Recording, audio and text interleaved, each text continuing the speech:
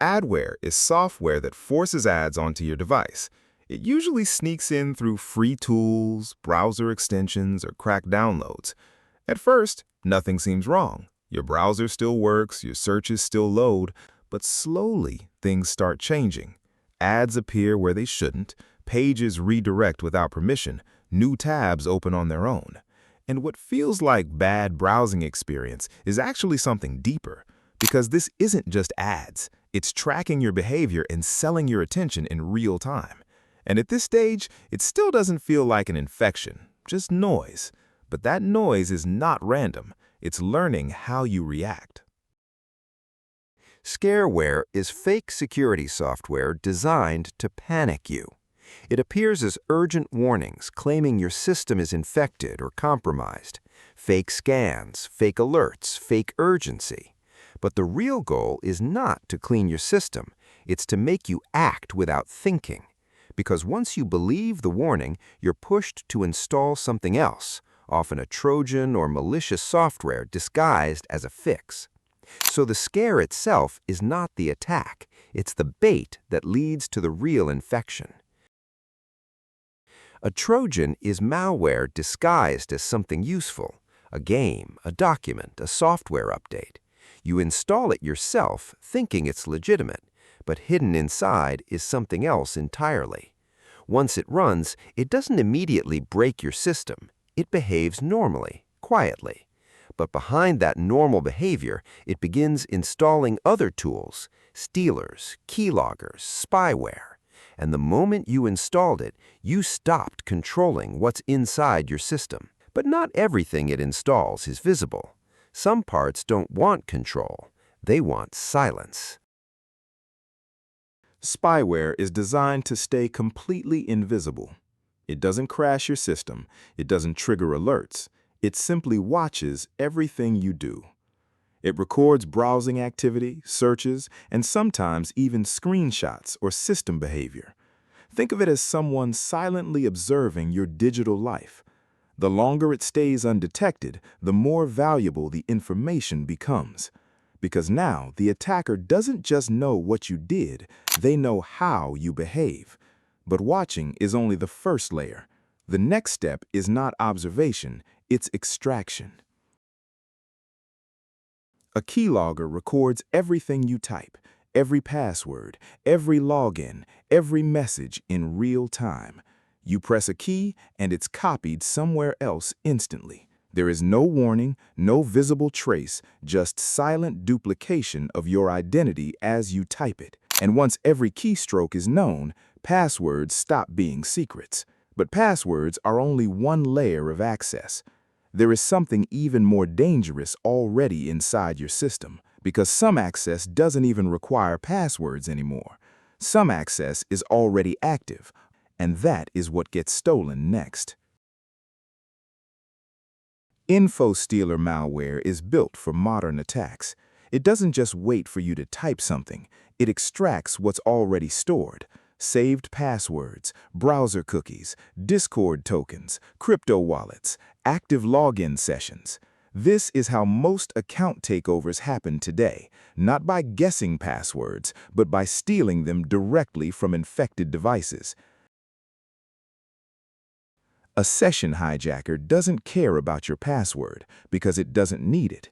When you log into a website, your browser creates a session token, a digital proof that you are already verified. Think of it like a wristband that says you are already allowed inside. A session hijacker steals that wristband. So, even if your password is strong, and even if you use two-factor authentication, it doesn't matter.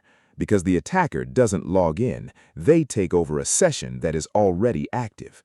From your perspective, nothing changes. You're still logged in, but somewhere else, someone else is now you. But taking identity is not the end of control, because identity doesn't always mean control over the system. To go further, you don't just impersonate the user, you take over the machine itself. A RAT gives an attacker full control over your device.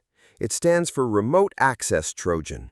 Once installed, the attacker can operate your computer as if they were sitting in front of it. They can open files, install programs, access your microphone or camera, and move your mouse in real time. From your perspective, everything still works normally, but you are no longer the only one controlling your device. Once full control is established, the system stops being just a target. It becomes a resource. And now resource becomes monetized. Cryptojacking malware uses your device to mine cryptocurrency without your permission. Your computer slows down, fans spin constantly, performance drops for no clear reason because your hardware is being used for someone else's profit. You pay the electricity bill, they take the reward. But a single machine is not the goal. One device is noise. Thousands of devices is power. A botnet is a network of infected devices controlled by one attacker. Each device is just one small piece, but together they form a massive digital army used for spam, attacks, traffic flooding, and system disruption at scale. And most owners have no idea they are part of it because their device still works normally, but it is no longer theirs. And when scale is reached, the objective changes again. It is no longer about quiet exploitation. It becomes direct pressure. Ransomware locks your files and demands payment to restore access. Photos, documents, work, everything becomes inaccessible instantly, and a message appears demanding money. Unlike earlier malware, this one is visible because it wants urgency. It wants panic, and it wants you to feel the cost of every second you wait. But pressure still leaves a choice, and not every attacker wants one. Wipers don't negotiate. They don't ask for payment. They give no options. They simply destroy everything. Files are deleted, systems become unusable, and in many cases, recovery is impossible. This is not theft. This is intentional digital erasure. But even destruction still leaves evidence, unless there is nothing left to detect at all. Fileless malware doesn't exist as a traditional file on your system. It runs directly in memory instead of being stored on disk. Because of that, it can often disappear after a reboot unless it establishes a separate persistence method. And rootkits go even deeper. They embed themselves inside the operating system itself. That allows them to hide processes, files, and even other malware. From your perspective, everything looks normal, but the system itself can no longer be trusted. The most dangerous malware isn't the one that destroys your system. It's the one that convinces you nothing is wrong.